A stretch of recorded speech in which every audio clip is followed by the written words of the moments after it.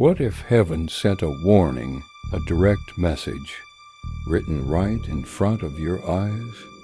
Not in a dream, not in a whisper, but in glowing letters on a wall. Sounds like something out of a horror movie, right? But this actually happened, and the story is one of the most chilling in ancient history. Picture this: Babylon, the greatest city on earth. King Belshazzar is throwing the party of a lifetime. We're talking 1,000 of his most important lords, endless wine, music, and he goes the size of his kingdom. He feels untouchable, invincible. To show just how powerful he is, he does something incredibly arrogant. He orders his servants to bring out the sacred gold and silver cups his grandfather, Nebuchadnezzar, had looted from the temple in Jerusalem. These weren't just fancy goblets. They were holy, dedicated to God. And Belshazzar, he and his lords, his wives, his concubines, they start drinking from them, toasting their pagan gods of gold, silver, and stone. It was the ultimate act of disrespect. And that's when the party dies. Suddenly everyone freezes. The music stops. A gasp ripples through the hall, because right there, near the grand lampstand, a hand appears. Just a hand, disembodied, moving slowly across the plaster of the palace wall. It's writing. Letter by letter, a message glows on the wall, traced by fingers that belong to no one. The king's face turns pale. His knees start knocking together. This invincible, arrogant king is now terrified, screaming for his wisest men, his magicians, his astrologers. He promises them anything: riches, power, the third highest position in the kingdom, if they can just tell him what it means. But they can't. None of them can read the writing. The most brilliant minds in Babylon are stumped, and the king's terror only grows.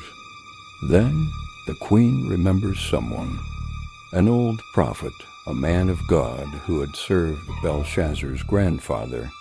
His name was Daniel. They bring this old, dignified man into the chaos. Belshazzar, desperate, makes him the same offer of riches and power. But Daniel refuses. "You can keep your gifts," he says, "but I will read the writing." He looks at the king and doesn't hold back. He reminds Belshazzar of how his grandfather Nebuchadnezzar became proud, and how God humbled him, forcing him to live like an animal until he acknowledged that the Most High God is sovereign. "But you, Belshazzar," Daniel says, "you knew all this, and you still did not humble yourself. You defied the Lord of heaven. You drank from his sacred vessels and praised idols that cannot see or hear. You did not honor the God who holds your very life and all your ways in his hand." Then Daniel turns to the wall. He reads the words, "Mene, mene, tekel, upharsin." He explains, "Mene, God has numbered the days of your reign and brought it to an end." Mene, repeated for emphasis. It's over. Tekel, you have been weighed on the scales and found wanting. You don't measure up. Upharsin, your kingdom is divided and given to the Medes and Persians. Judgment had been passed.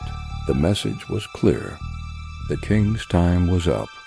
Even though he heard his doom, Belshazzar kept his promise and promoted Daniel. But it was meaningless. The prophecy wasn't for next year or next month. It was for that night.